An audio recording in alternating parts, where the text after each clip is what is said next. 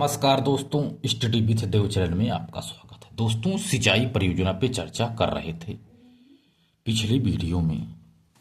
तो दोस्तों आइए देखते हैं दोस्तों सिंचाई परियोजना के बारे में और आगे। तो पूर्वी यमुना नहर परियोजना, आइए सिंचाई परियोजना को आगे ले चलते हैं दोस्तों। यमुना, जो पूर्वी यमुना नहर है दोस्तों, सबसे पुरानी नहर है। 1830 में अंग्रेजों ने इसका जीर्णोद्धार कराया था। पूर्वी यमुना नहर का यह नहर मुगल काल से शाहजहां के समय बनी थी। मुगल काल से शाहजहां के समय यह बनी थी। यमुना नहर ताजेवाला बैराज हरियाणा से इसे प्रारंभ किया गया। उत्तर प्रदेश के सहारनपुर में फैजाबाद स्थान से यह निकलती है नहर। सहारनपुर में फैजाबाद स्थान से यह निकलती है। यमुना के बाएं तट से इसका निर्माण किया गया है। यमुना के यह बाएं तट से यह निकलती है यमुना नहर। हथनी कुंड बैराज यमुना नदी पर बनाया गया है। यह जल आपूर्ति के लिए ही बनाया गया है। पूर्वी यमुना नहर की जल आपूर्ति के लिए ही हथनी कुंड बैराज बनाया गया है। इससे सहारनपुर, मुजफ्फरनगर, शामली, गाजियाबाद आदि क्षेत्रों की सिंचाई होती है। पूर्वी यमुना नहर। उत्तरी गंगा नहर, जो 1854 से यह चालू हुई। पूर्वी के बाद उत्तरी गंगा नहर। उत्तराखंड में हरिद्वार के भीमगौड़ा स्थान पर गंगा नदी से निकाली गई है यह ऊपरी गंगा नहर। उत्तराखंड और उत्तर प्रदेश राज्यों को यह लाभान्वित करती है। इसकी लंबाई 6496 यानी 6496 किलोमीटर है। इसकी 3 शाखाएं हैं, देवबंद शाखा, अनूप शाखा और माठ शाखा।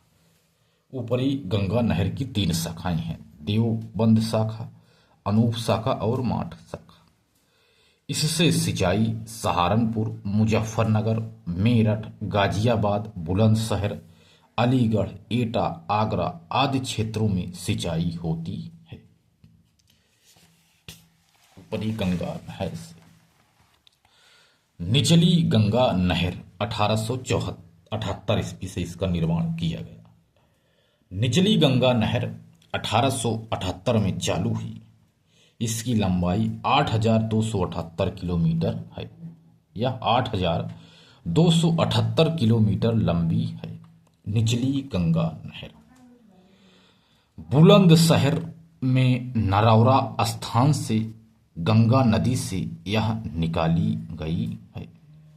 बुलंदशहर में नरौरा स्थान से गंगा नदी को निकाला गया है, यानी निचली गंगा नहर को। यह बुलंदशहर, अलीगढ़, फिरोजाबाद, फर्रुखाबाद, फतेहपुर, कानपुर देहात, कानपुर नगर, प्रयागराज आदि जिलों में इससे सिंचाई होती है। आगरा नहर, यह भी 1878 से चालू हुई। आगरा नहर। आगरा नहर आगरा में ओखला नामक स्थान पर यमुना नदी के दाहिने से यह निकलती है। हरियाणा के फरीदाबाद, गुड़गांव जिले से यह निकलती है। राजस्थान आदि की सिंचाई इससे होती है। आगरा में ओखला नामक स्थान पर यमुना नदी के दाहिने तट से यह निकलती है। हरियाणा के फरीदाबाद, गुड़गांव जिले, राजस्थान आदि की सिंचाई इससे होती है। इसके बाद शारदा नहर। शारदा नहर पीलीभीत के बनबसा, लखीमपुर से यह निकलती है, यानी निकाली गई है। शारदा नदी एक शारदा नदी है, इसी से इसको निकाला गया है, शारदा नहर को। उत्तर प्रदेश की सबसे बड़ी नहर प्रणाली यही है दोस्तों, शारदा नहर। 1928 में यह निकाली गई नहर है। उत्तर प्रदेश उत्तराखंड की संयुक्त परियोजना है यह शारदा नहर परियोजना। इसकी लंबाई लगभग 9,961.3 किलोमीटर है, लगभग 10,000 किलोमीटर है। यह पीलीभीत, बरेली, लखीमपुर, शाहजहांपुर, हरदोई, उन्नाव, लखनऊ, बाराबंकी, रायबरेली, प्रतापगढ़, जौनपुर, प्रयागराज आदि जिलों में इससे यानी शारदा नहर से सिंचाई होती है। खाटिमा जल विद्युत केंद्र भी इस नहर पर बना हुआ है। शारदा सहायक परियोजना शारदा नहर के निचले भाग में जल आपूर्ति के लिए इसे बनाया गया है। एक शारदा सहायक परियोजना का भी निर्माण किया गया है। इसके निचले भाग में जल आपूर्ति के लिए खटीमा जल विद्युत केंद्र भी शारदा नहर पर बनाया गया है। यह दोस्तों शारदा नहर।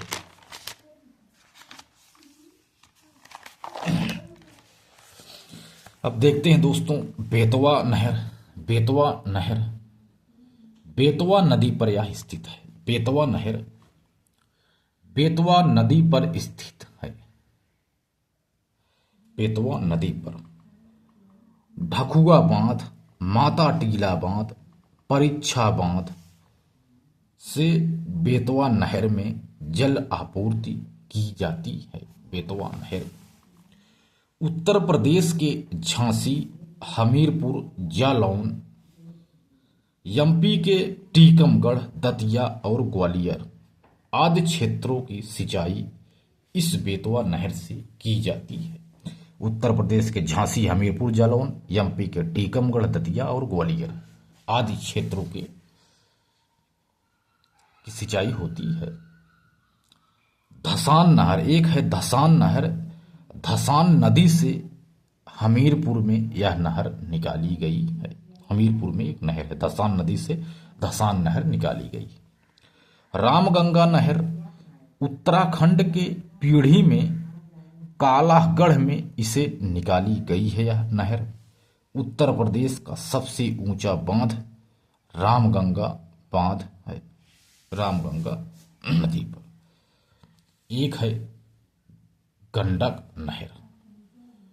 गंडक नहर नेपाल में बूढ़ी गंडक पर बांध बनाकर यह निकाली गई है। गंडक नहर इससे कुशीनगर, महाराजगंज, गोरखपुर में सिंचाई होती है। एक है पथराई बांध नहर। झांसी में पथराई नदी पर बनाया गया यह बांध है। पथराई बांध नहर पथराई नदी पर पथराई बांध बनाकर झांसी में इस नहर को निकाला गया है। बाड़ा सागर नहर सोन नदी पर शहडोल एमपी से इसे सोन नदी पर बांध बनाकर बाड़ा सागर नहर निकाला गया है। इससे सोनभद्र, मिर्जापुर, चंदौली, प्रयागराज आदि जगह से सिंचाई की जाती है। बेलन टोंस नहर मध्य प्रदेश के रीवा से बेलन नदी पर बरोदा बांध बना करके बेलन टोंस नहर निकाली गई है। उत्तर प्रदेश में प्रयाग से संबंधित आदि जितने क्षेत्र है यहां पर इससे सिंचाई होती है। इसके बाद सपरार नदी। सपरार नदी दोस्तों झांसी में करौंदा ग्राम में सपरार नदी पर बांध बनाकर सपरार नदी पर बांध बनाकर एक नहर निकाली गई है। अगला है रानी लक्ष्मीबाई बांध नहर जो माता टीला बांध से निकाला गया है। झांसी में बेतवा नदी पर माता टीला बांध से दो नहरें निकाली गई हैं, गुरु सहाय नहर और मंदर नहर। गुरु सहाय नहर और मंदर नहर, दो नहरें निकाली गई हैं माता टीला बांध से। झांसी, हमीरपुर, जालौन, ललितपुर में इसकी सिंचाई होती है। इन्हीं दोनों की संयुक्त परियोजना को ही रानी लक्ष्मीबाई बांध नहर कहते हैं।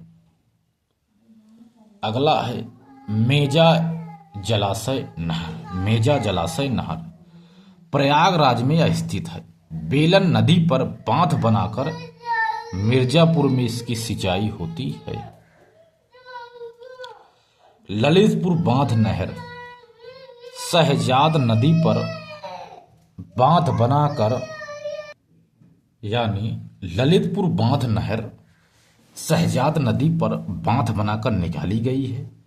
ललितपुर, झांसी, हमीरपुर आदि क्षेत्र में सिंचाई होती है इससे। चंद्रप्रभा बांध नहर, यह चंद्रप्रभा नदी पर स्थित है। बांध बनाकर इसे निकाला गया है। चकिया, चंदौली में इसे निकाला गया है। नगवा बांध नहर कर्मनाशा नदी पर बांध बनाकर मिर्जापुर, सोनभद्र से सिंचाई होती है। जो नगवा नहर कर्मनाशा नदी पर बांध बनाकर निकाला गया है। गुंटा बांध नहर सजनम नदी पर सजनम बांध बना करके नीचे एक और बांध बना करके ललितपुर में गुंटा बांध नहर बनाया गया है। तो दोस्तों मिलते हैं और बेहतरीन क्लास में, तब तक के लिए धन्यवाद।